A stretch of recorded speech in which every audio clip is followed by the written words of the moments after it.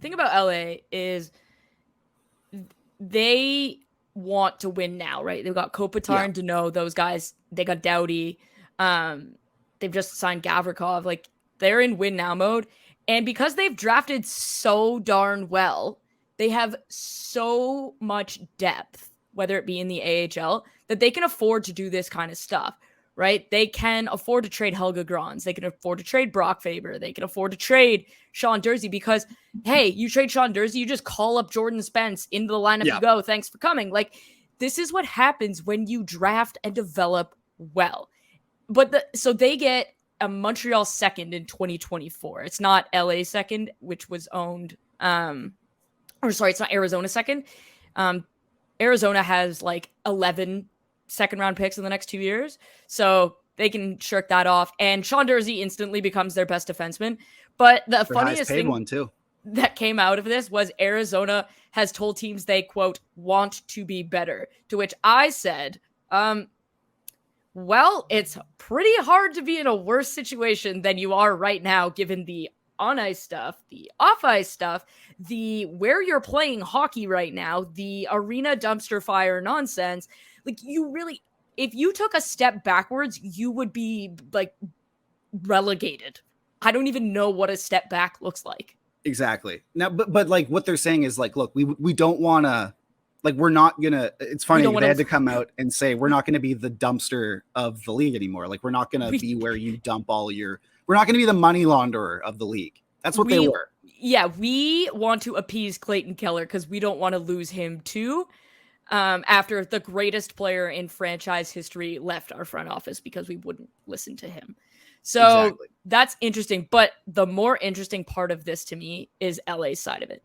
LA is heavily rumored to be getting Pierre-Luc Dubois, and they've cleared Cal Peterson's salary and now Sean Durzi's salary. And Sean Walker. I don't want to hear that it's impossible to clear salary off your books because Los Angeles in the last 2 weeks has cleared over $9 million in cap space. So it's possible. You just have to know what you're doing. But I don't understand why they want Pierre-Luc Dubois. They have Anze Kopitar and Philip Danault and Rasmus Kupari and Alex Turcotte and Quinton Byfield.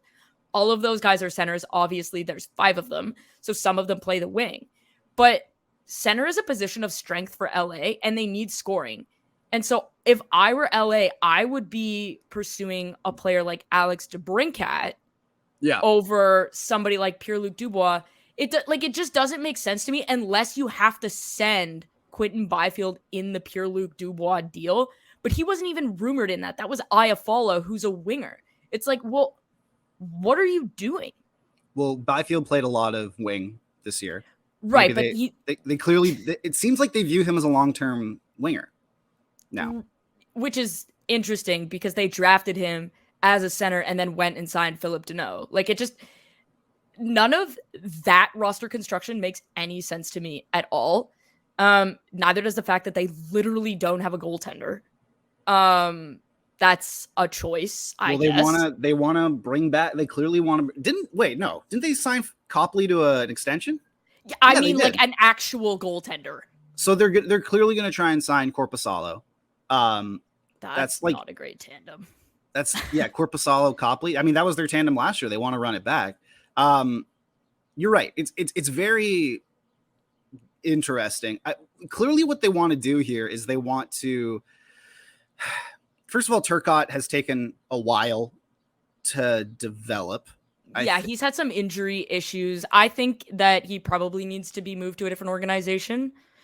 But where Kupari and Byfield are concerned, it's not the case. I think what they want to do is they want to make those 2 wingers, or at least have the ability to shift them around, and then have a 1-2-3 of, Anze Kopitar, Pierre-Luc Dubois, and then Philip Danault, which is fantastic. That's a very, very good 1-2-3. That's a lot of money for those top 2, but we've seen, because apparently Dubois wants like $9 million, even though he's done nothing to prove that he wants that.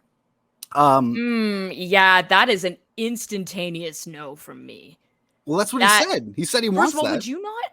I would have concerns that Pierre-Luc Dubois is our age and is now asking out of his second NHL organization. Yeah. Now I'd have concerns about that.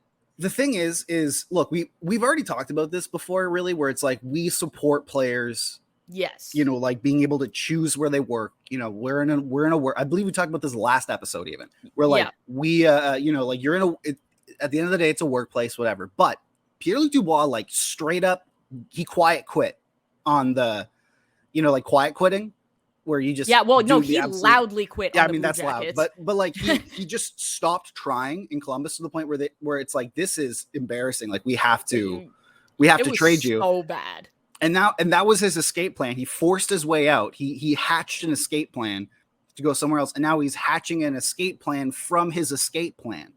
And I just think that that's a little ridiculous. And it's been an open secret for like 2 years now. It's not even like he's coming up on free agency and he's like, all right, now I'm going to like, you know, like he's coming up on RFA. He's like, no, it's been an open secret for a long time that he wants out. And that he wants to go to Montreal. Like, what if Kent Hughes is like, we don't want you? I mean, look, they've apparently circled back around, but LA looks like they're going full steam ahead. And look, they're a worse place to play than LA. Like, I feel really bad for Sean Durzi because or Jesse Pollock being like, Winnipeg's a better place to play in LA. Jesse, with all due respect, you're out of your goddamn mind. He said what? Yeah.